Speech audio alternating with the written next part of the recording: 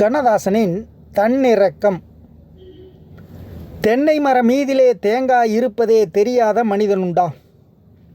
செவ்வாய்க்கடுத்ததே புதன் என்னும் உண்மையை தேராத உள்ளமுண்டா? பொன்னொளிரும் மாலையை பூனை கழிக்கின்ற புத்திய ஜீவனுண்டா?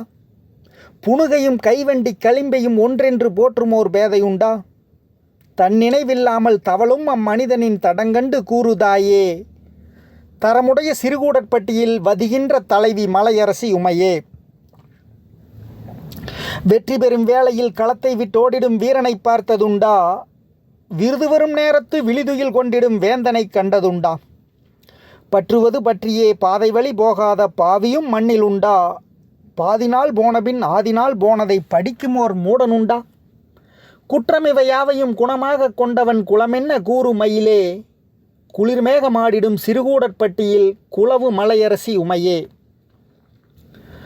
மலர்களை அள்ளிடும் மனதோடும் மகிழ்வோடும் மலத்தினை அள்ளுகின்றான், மலையையும் அருவியின் மணியையும் போல் எண்ணி வளர்காணல் ஆடுகின்றான்.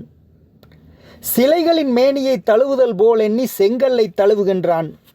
செந்தூரம் நெற்றியில் தீட்டுதல் போல் எண்ணி செங்குருதி தீட்டுகின்றான்.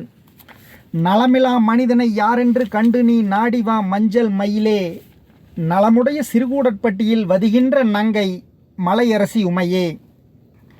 அப்பாவி என்னுமோர் சொல்லு கிழக்கணம் அவனன்றி யாருமில்லை, ஆனாலும் இந்நாளில் அவனை மீறவோர் அறிஞர் பிறக்கவில்லை.